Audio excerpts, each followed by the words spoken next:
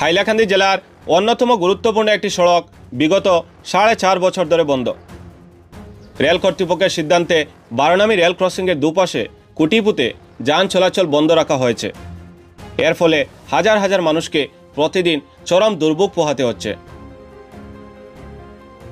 2020 সালের একটি দুর্ঘটনার পর রেল কর্তৃপক্ষ এই সড়কটি বন্ধ করে দেয়। ওই রাতে একটি প্রাইভেট কার রেলের লাইনে আটকে যাওয়ার ঘটনা ঘটেছিল। তবে দীর্ঘদিন পেরিয়ে গেলেও জনগণের জন্য কোনো বিকল্প ব্যবস্থা নেওয়া হয়নি।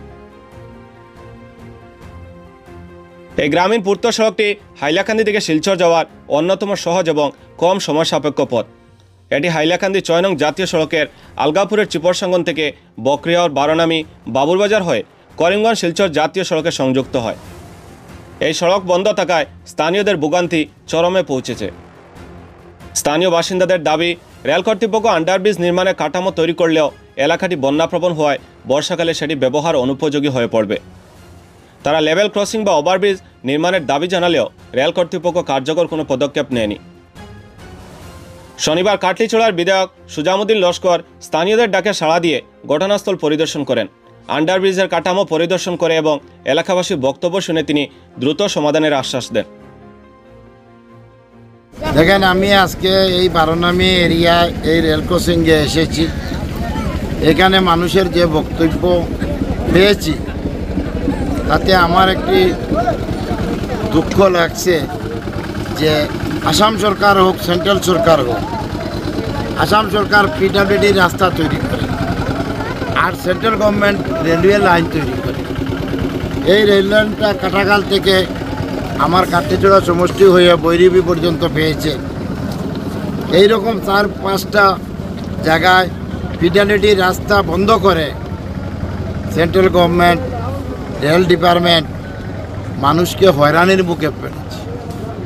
যার ধরুন চিপরসাঙ্গন NH6 থেকে আমার করিমগঞ্জ শিলচর যে NH রাস্তা, সেই রাস্তা এই রাস্তায় পেয়েছে। প্রায় 10-12 কিলোমিটার দৈর্ঘ্য এই রাস্তাটি 4-5টা গাঁও পঞ্চায়েতের জনসাধারণের চলাফেরা, সেখানে খুঁটি গেড়ে রেখেছে, কোনো গাড়ি ক্রস করে না।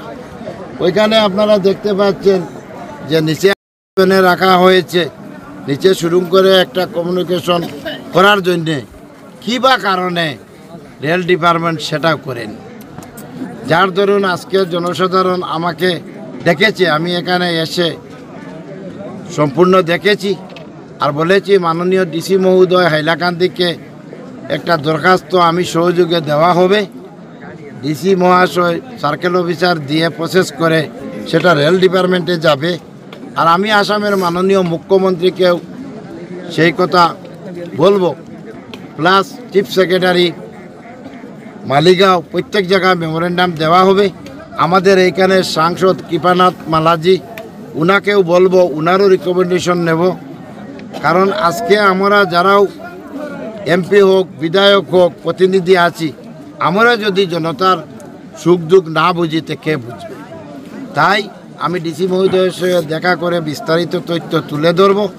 আর আমার বিশ্বাস আমার বর্তমান জেলাধিপতি খুবই ভালো মানুষ, জনতার স্বার্থে উনি কাজ করেন আর এই কাজও তিনি সম্পূর্ণ করে দিবেন।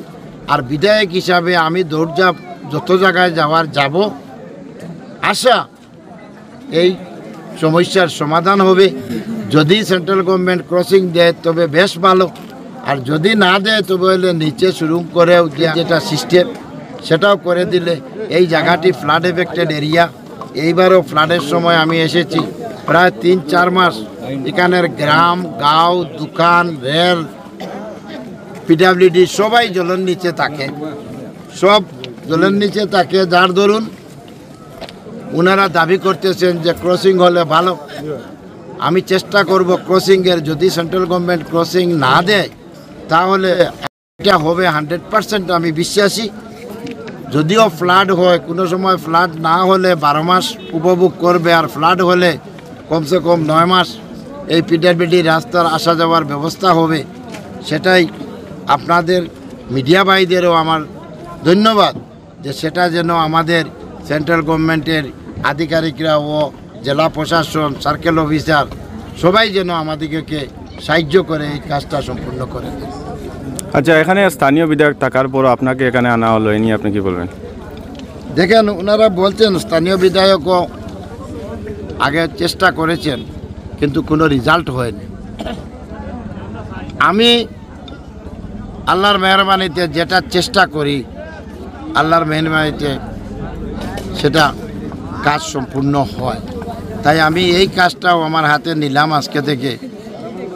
আমি চেষ্টা করে যদি মানুষের দুর্দশা সমাপ্ত হয়। এই সড়কটি শুধু বারানামী বা আশেপাশের এলাকার লাইফলাইন নয়, এটি একসময় জেলার মানুষের শর্টকাট যোগাযোগের অন্যতম মাধ্যম ছিল। মরহুম আমিরের শরীয়ত শেখ আব্দুল জলিল চৌধুরী সাহেবের উদ্যোগে নির্মিত সড়কটি আজ অবহেলার শিকার।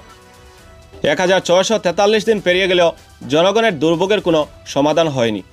এলাকাবাসী এখন প্রশাসন এবং রেল কর্তৃপক্ষের দ্রুত হস্তক্ষেপ চায়। জনগণের মৌলিক চাহিদা পূরণে প্রশাসনের কার্যকর ভূমিকা এখন সময়ের দাবি। এই সড়কটি পুনরায় চালু করতে রেল কর্তৃপক্ষের দ্রুত উদ্যোগ প্রয়োজন।